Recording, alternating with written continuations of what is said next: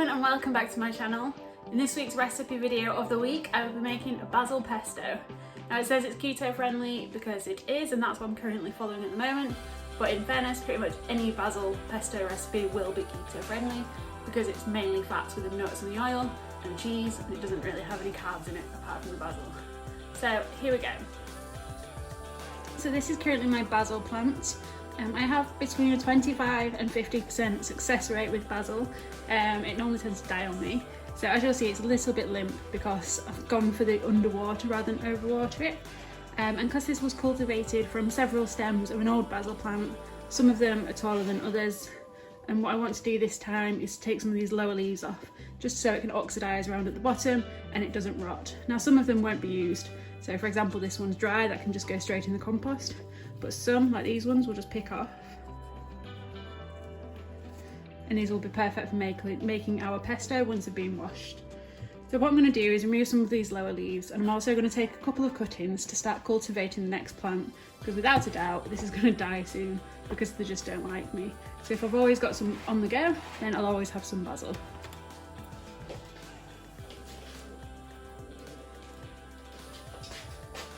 These are some that I'm cultivating at the moment. So all I do is take a stem, remove the lower leaves, which is what we'll use in our pesto, and then pop it into some water.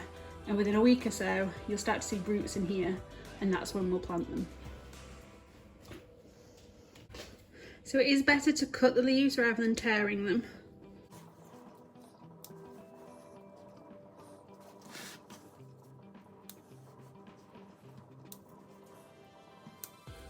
I'm going to take this one for cultivating. So again, I'll just remove the lower leaves, and that can go in some water. And it just stops it becoming too crowded down at the bottom.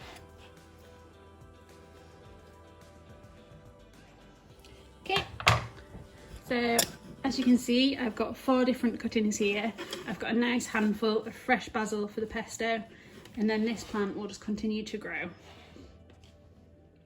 Just as a side note, so on one of the branches I noticed that the plant's actually starting to bolt, so this is where it's going to throw up flowers. So once you see this happen, remove it straight away and then just quickly take off the leaves. And then that's not really good for anything, so that can go straight in the compost bin. So once you've got your 15 grams of fresh basil, you also need 40 ml of extra virgin olive oil, 20 grams of Parmesan cheese, 15 grams of pine nuts, and 1/4 of a clove of garlic. So I use this lazy garlic so I don't have to cut into a clove, and then some salt and pepper to season.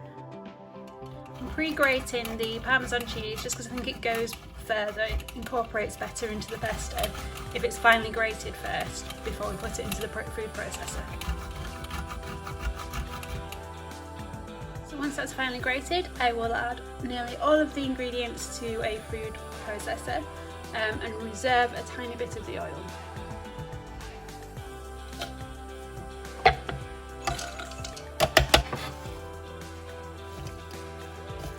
You just want to start with a couple of tablespoons of the oil.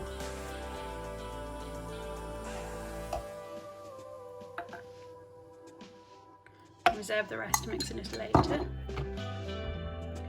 And you just want a tiny bit of this garlic.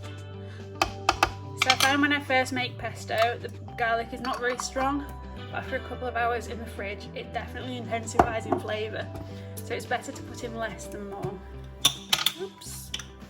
I'm just going to season it with some salt and some pepper. So obviously this is down to personal preference. So once it's whizzed up, give it a try and season it to your preference. Whiz up. Try turning the plug on side.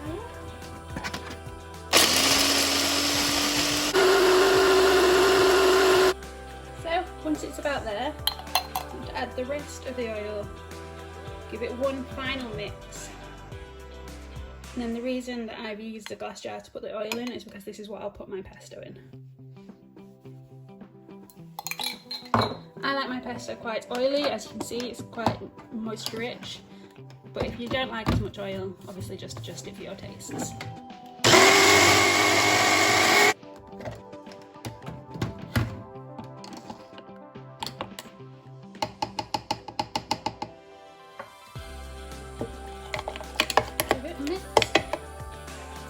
try a little bit.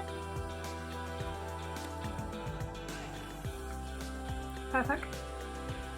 So what I'll do is I'll put this back into the jar that the oil was in, and then it's good to sit in the fridge for 3 to 5 days.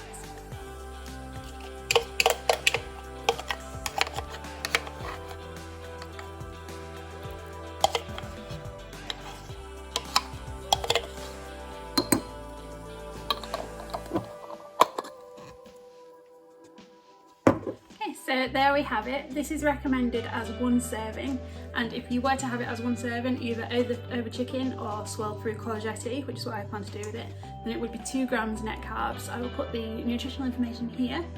However, I actually plan to use this as 2 servings because I will put some courgetti with some chicken and then put this over the top. So in total 1 gram net carbs for the pesto and then whatever it is for the courgetti. Well, thank you so much for watching this video. I hope you enjoyed it.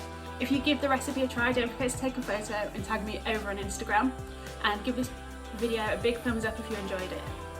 I post food videos every Wednesday, so don't forget to subscribe and hit that bell icon to be notified when I upload. Have a great week everybody, and I'll see you next week.